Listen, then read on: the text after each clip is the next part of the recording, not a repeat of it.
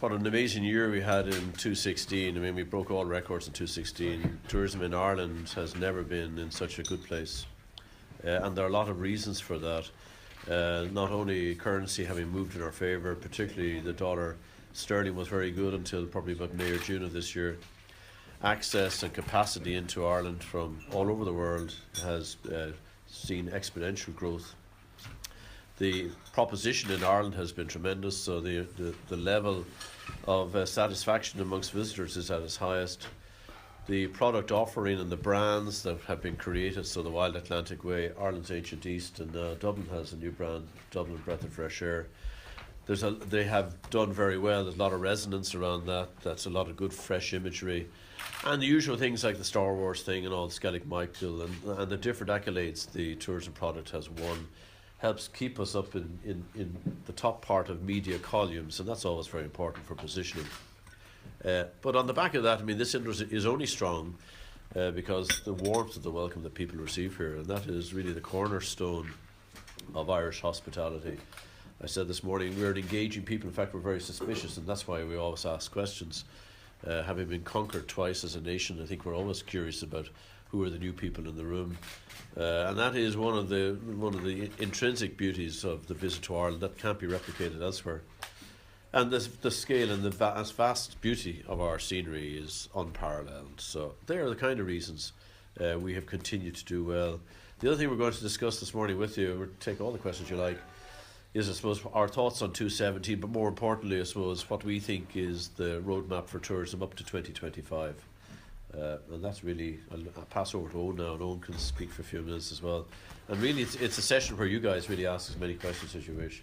But again, thank you very much for giving us your time here this morning. So Owen. Thanks, Paul, and thanks again to everyone for coming. And during the festive period, I'm sure being back at work is no fun, but you're all very welcome. As Paul says, it's been a record year for Irish tourism. The sector's now worth over €8 billion to the Irish economy. So that's the first time we've breached the €8 billion. So it's a record year in terms of value and volume. If you look at that 8 billion, it's made up in the majority by international visitors spend while in Ireland. So about 4.7 billion euro or so is the spend by international tourists in Ireland. 1.5 million to carriers, that's airlines and sea carriers, and 1.75 million or so from the domestic market, which is about 300 million from the Northern Irish market. Tourism is now Ireland's largest indigenous sectoral employer, and that's something that we're keen to kind of stress again and again. In terms of employment, tourism has delivered 230,000 jobs right across the sector, and it's one of the very few industries that can provide regional jobs and sustainable jobs.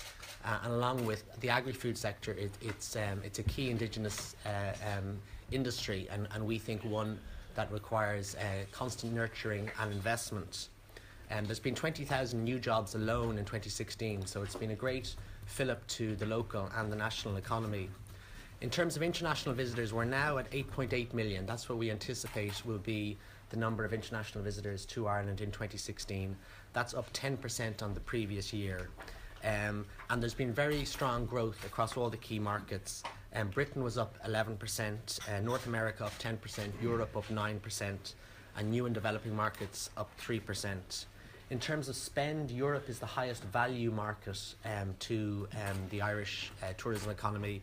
It's worth about 1.75 billion euro, and North America is worth 1.3 billion euro. It's worth noting that the average North American spends 790 euro while holidaying in Ireland. So that as a market, as a source market, is particularly important to the sector. And it's very encouraging that next year there will be about 15% more transatlantic seats available to visitors to Ireland, most of them supplied by Aer Lingus. As a sector, tourism has increased by 50% in the last 5 years alone. So if you look back at 2011, there was about 6 million visitors, international visitors. This year we're just shy of 9 million. So it's been a remarkable recovery after a couple of bad years around 2010, 2011. It's been a remarkable recovery. And it's not just a recovery in visitor numbers or visitor revenue, but it's a recovery in jobs. 1 in 9 jobs across the country is in tourism. The main reasons that we would argue that tourism is in such rude health is the quality and competitiveness of the Irish product and the Irish tourism industry. And there's also increased air access and sea access, which obviously is critically important for an island.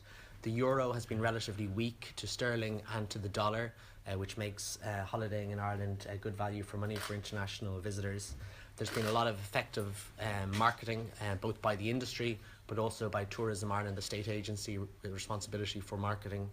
And also we've got to remember that the source economies have been fairly strong in the likes of the UK and the US and Europe, which has helped international travel and tourism.